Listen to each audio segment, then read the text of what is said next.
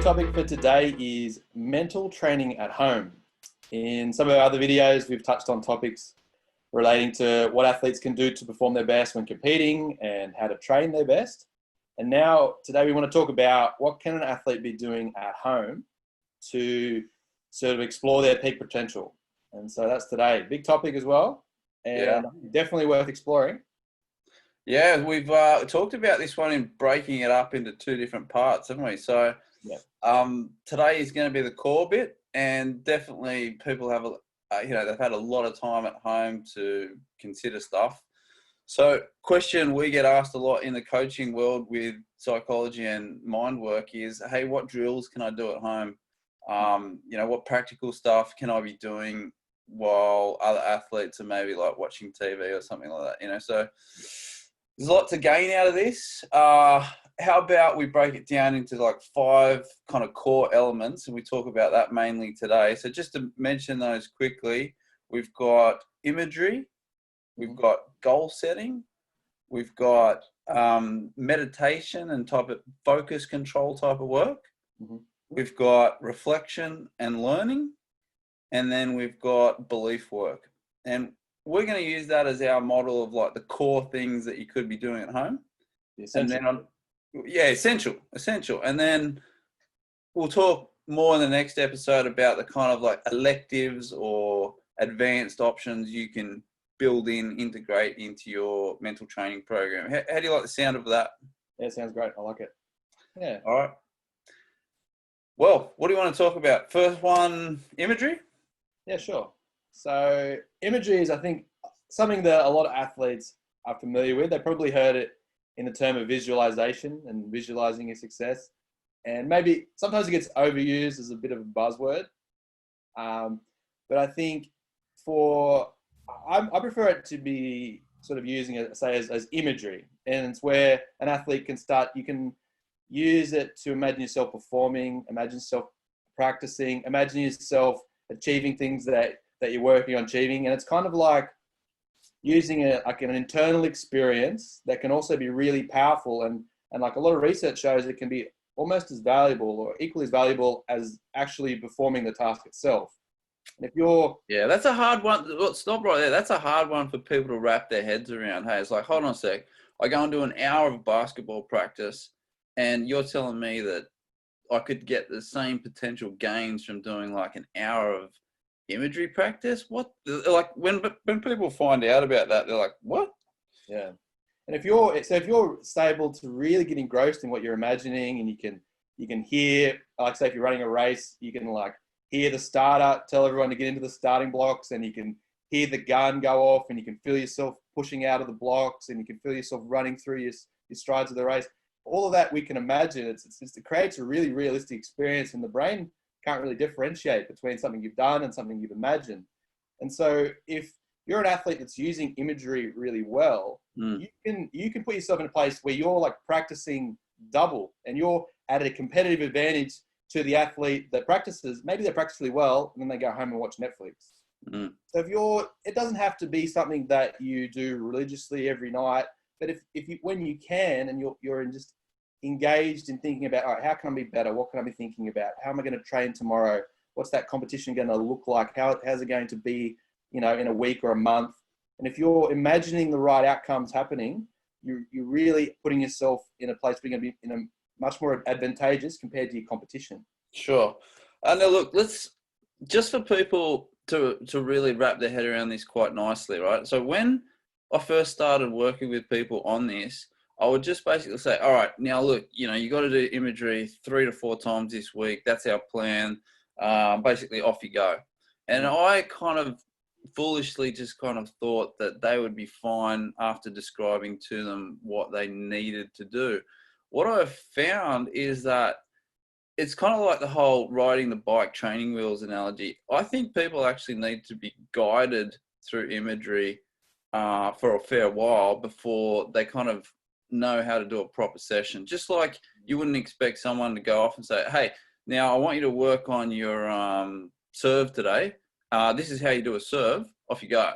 Like you kind of have to like watch them serve, give them some feedback as they go, maybe talk them through it a bit as a coach. So Yeah, I think imagery done properly is different to basically people sitting there going, "This is wasting my time for 10 minutes." You know? Yeah, it's you kind of got to need to try it on for size and see how it works for you.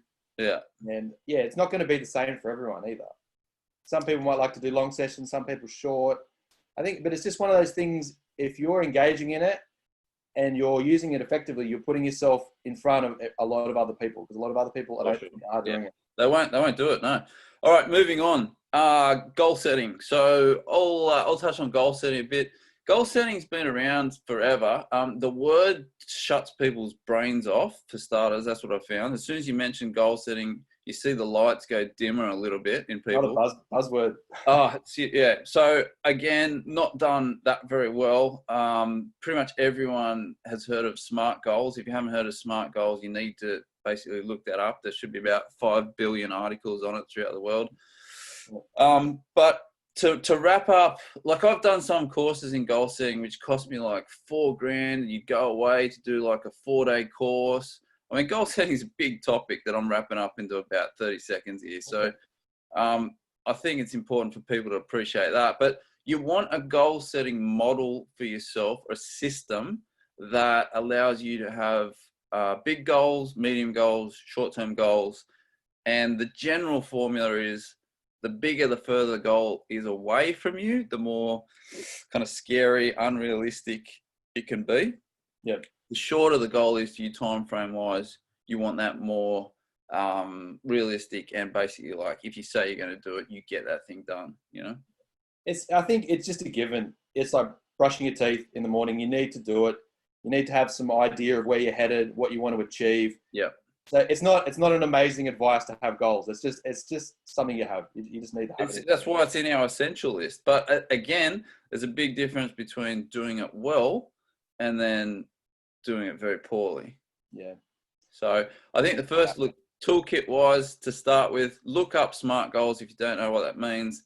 That'll get you up and running. The next bit is, I would say, get into some type of like weekly habit of setting goals. That would probably be your next step. Yeah. And I also like the idea of having a daily maybe 3 or 4 goals. Just do this training session, maybe read a bit of a book. Yeah. Go to the gym. Just little bite-sized things that you can do each day to work towards. So, yeah.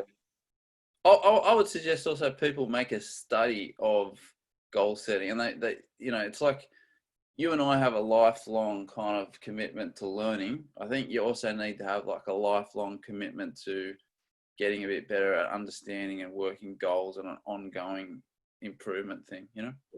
Yeah. Cool. All right, next one. Can you talk to people a little bit about focus, control, meditation? Mm-hmm. Well, meditation is definitely another word that gets thrown around a lot. Yeah. And we're looking at, and it does like a huge amount of evidence that it does so much for our well-being, mental health, reducing problems that you might be having with, you know, anxiety, depression, stuff like that.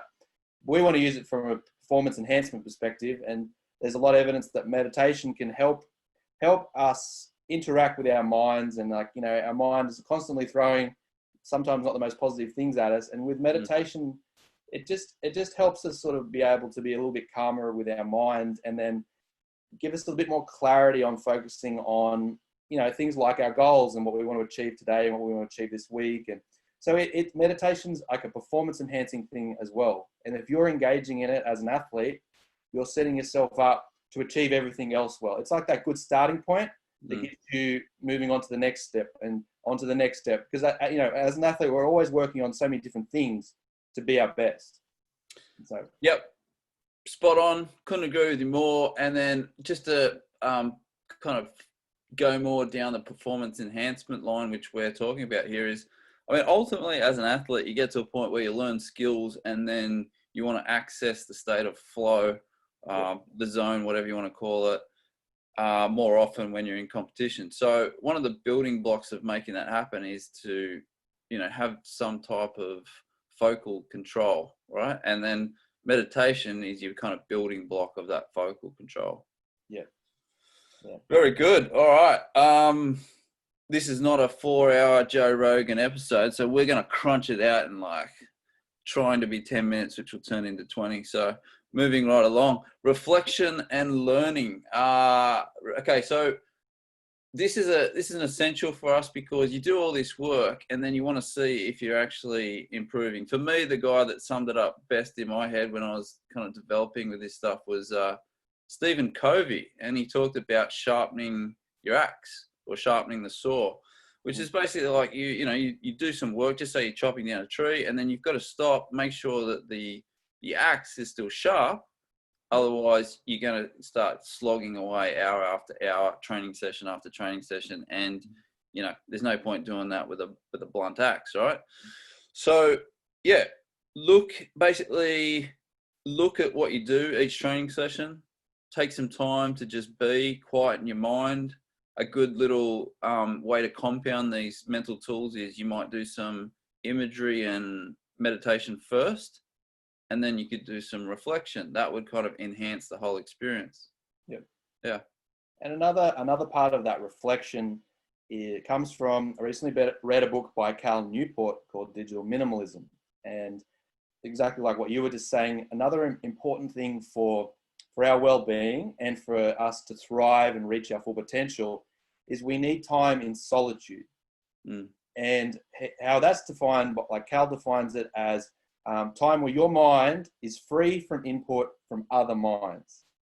And in the day and age that we live now, there's a problem called solitude deprivation, because we are constantly getting input, mostly from like our smartphones and things like that, where we're getting notifications and retweets and likes, and people are constantly sending us messages and things like that, when we're spending basically no time with ourselves and with our minds to process things and to be a bit introspective about how we're progressing.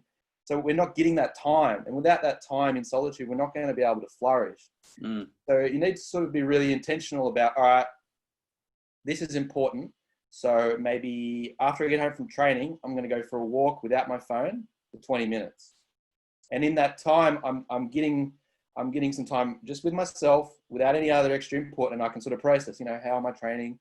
What am I liking? What's challenging? What am I working towards? And this stuff really adds up and really makes a big impact. And so as part of reflecting, you need to be on your own without, not listening to a podcast, not listening to music, nothing, just you with your thoughts. Yeah, very, very limited data coming in. Yeah. So, yeah, and people do that in different ways. For you, it might be lying in a spa or a bath or something. For someone else, it might be going for a walk in nature. For someone else, it might be walking around the block, blah, blah, blah. People have different ways of doing it. Yeah, but it's as important as having a good training session, basically. Yeah, view it as a training session, actually, because athletes feel like the quieter stuff of the mind work feels like they're wasting their time. So if you're that type of athlete, start to view it as it's a training session, just a different type that you're getting good at. Adding towards my performance as well. Yeah. So, all right, last one in our core essentials for your mind training at home would be belief work. Now, belief work is big on my list. And again, like our first topic of imagery, it's an area of opportunity for you because very few athletes are working on their beliefs in a conscious way, week in, week out. And it's probably bang for your buck in terms of effort and time put in. I think it's probably the winner. You get someone who works hard, thinks they're doing all the right things, but it's got beliefs going on behind the scenes which are working against them, and you got a struggling athlete. You get someone who's a lazy worker, but has these beliefs which are awesome going on behind the scenes, and unfortunately, or fortunately, whichever way you want to look at it, they can really kick some butt. So belief work, just to wrap it up quickly, I want people doing some type of conscious, structured belief work each week. I want people building something called a belief factory. I love that term. It's like, you go to a factory, it produces things. So you have a list of beliefs that you're constantly adding to throughout your athletic journey. You may start with a belief, something like, I believe that with hard work and intelligent practice, I can become a fantastic athlete. That may be a starting launching pad for you to understand what we're talking about here. In terms of how you go about it, it could be a simple audio program you make for yourself. Write them down, get them recorded on audio, listen to that audio every second day. It sounds simple, but it's such a winner. Thoughts on that? Yeah, and these beliefs, they come together and they start to form your identity and who you are. Yeah. This is what I believe about myself. These are the values I believe I have. This is what I believe I need to be doing. And it all adds up, and then you have this identity of being an elite athlete, which is what we're all talking about. We probably mention that every session. Identity, comes up a lot. Yeah, so, look, just kind of, we don't want to talk for hours on this stuff. We want to get you interested. We want to get you thinking about things a bit differently, and then we want you taking action. Just kind of finish this one off for us, Jordan, with like obsession and passion and how that interrelates to training at home. Yeah. So they're both big terms, and I think if certain athletes, maybe if someone was looking externally at someone, you like say, oh, that looks like he's obsessed with what he's doing, it can look maybe even out of balance, being so committed to so many different aspects of your life to improve your performance. And I think what a word that we prefer to use would be passion. And so what really separates passion from obsession is kind of like you're working out of your interest as opposed to guilt. So you're working, if I'm passionate in something, I'm working towards something that is fulfilling for my why, as opposed to working for something that, oh, I think I should do that because my coach or my parents. You're supposed to do that, yeah. Yeah, so we really want an athlete to be clear on their why, so then they're really like internally motivated to do this, and they're curious, they're happy to learn, like they're enjoying every aspect of the process as they move along. And that shows like you're a passionate athlete. So you're constantly thinking about how can I be, doing things like meditating, taking time in solitude to go for walks, doing my training, setting some good goals, having good beliefs. And all that stuff comes from within you, as opposed to being like guilted into it by someone saying, oh, did you do this? Did you do that? Yeah. So that's what if you're not a passionate athlete, I don't think you're going to sustain yourself all the way to the world, like to be the best you can be. And like some athletes might want to be professional, and it's not going to be a reality if you're acting on external motivators. It's not going to get you there. It's not enough fuel. Not enough fuel in the petrol tank to get you to the destination, is it? Yeah. So that's how we want to think about it. Be passionate. That's your fuel. Superb. All right. So today, folks, we covered the core elements of mind training from home. In the description, you'll find just the highlights of the top 5 we mentioned. Next time, we're going to talk about we call them electives, or the kind of advanced things that you can throw into your program, more individualized. So check that one out. And thanks for watching, everyone. Have yourself a grand day on the